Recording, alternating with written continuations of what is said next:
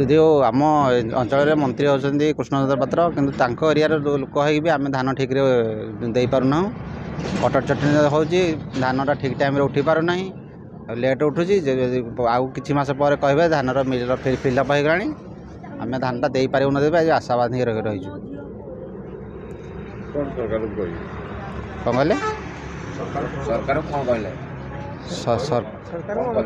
ସରକାରକୁ ଅନୁମତି କରୁଛୁ ଯେ ଆମ ଧାନଟା କେମିତି ସୁରୁଖୁରୁରେ ଉଠିବା ପାଇଁ ଆମେ ଅନୁମତି କରୁଛୁ। ସମସ୍ୟା ଦେଖନ୍ତୁ, ମଣ୍ଡି ଯେଉଁ ଆରମ୍ଭ ବହୁତ ଦୀର୍ଘ ସମୟ ପରେ ବହୁତ ବିଳମ୍ବରେ ମଣ୍ଡି ଆରମ୍ଭ ହେଲା। ଏବେ ଜାନୁଆରୀ 19ରେ ଆରମ୍ଭ ହେଲା। ପ୍ରଥମେ ଶୁଭ ଉଦ୍ଘାଟନ କଲେ MLA ମହୋଦୟ, କିନ୍ତୁ ତା ଦୀର୍ଘ 15 ଦିନ ବାଦ ଗଲା ପରେ ମଧ୍ୟ ବହୁତ ଆପତ୍ତି ଅଭିଯୋଗ କଲା ପରେ ମଧ୍ୟ ମଣ୍ଡି ଚାଲିଲା ନାହିଁ। ମଣ୍ଡି ବା କୌଣସି ଧାନ ନେଲେ ନାହିଁ। ତେଣୁ ଏତେ ବିଳମ୍ବରେ ଧାନ ନେଉଛନ୍ତି, ତେଣୁ କେଉଁଦିନ ଆମେ ଚାଷୀମାନେ ଅନେଇଛୁ କେଉଁଦିନ ଧାନ ଯିବ।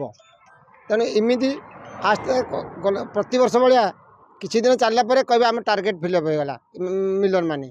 ତେଣୁ ଚାଷୀ ଅନେଇ ବସିଛି, ତା'ର ସ୍ୱଳ୍ପ ପରିଚିତ ଧାନକୁ କିଛି ବିକ୍ରି କରି ସେ ଦୁଇ ପଇସା ପାଇଲେ ତା'ର ଖର୍ଚ୍ଚ କରିବ। ଯେଉଁ ସରକାରଙ୍କର 3100 ଆସିଛି, ମାନେ 2369 କେନ୍ଦ୍ର ସରକାର ଏବଂ ରାଜ୍ୟ ସରକାର 731 ଟଙ୍କା ଇନପୁଟ୍ ସବସିଡି ଦେବେ। ତେଣୁ ସେ ଚାଷୀମାନଙ୍କର ଆଶା ଓ ଭରସା ରହିଛି ଯେ କେମିତି ସେମାନେ ଦୁଇ ପଇସା ପାଇବେ। କିନ୍ତୁ ये जो मिलर मानकर मनमानी होउची, या द्वारा चाषी बलि पड़ुची।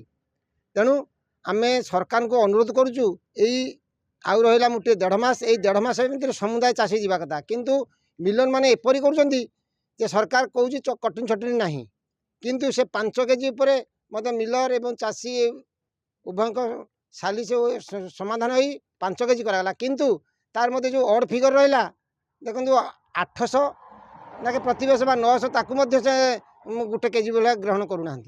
तेणु देखते यहीपर हाराहारी 6 केजी 6.5 केजी ना चाषी मान नौ। आज फेब्रुआरी मस है कहते मक्सचर अच्छी, मक्सचर किसी किसी काटुं एमती सब चाषी निष्पेषित होची। तेणु मंडीर यही प्रकार अव्यवस्था।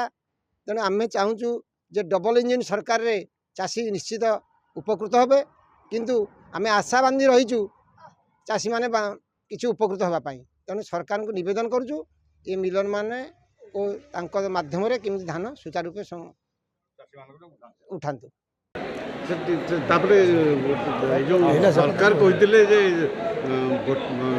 कहते चाष जमी चाषी खाता आसो पैसा प्राय जाऊँ कौटी जब कार एकाउंट फेकाउंट भूल थी जाऊन पैसा पेमेंट जाऊँ।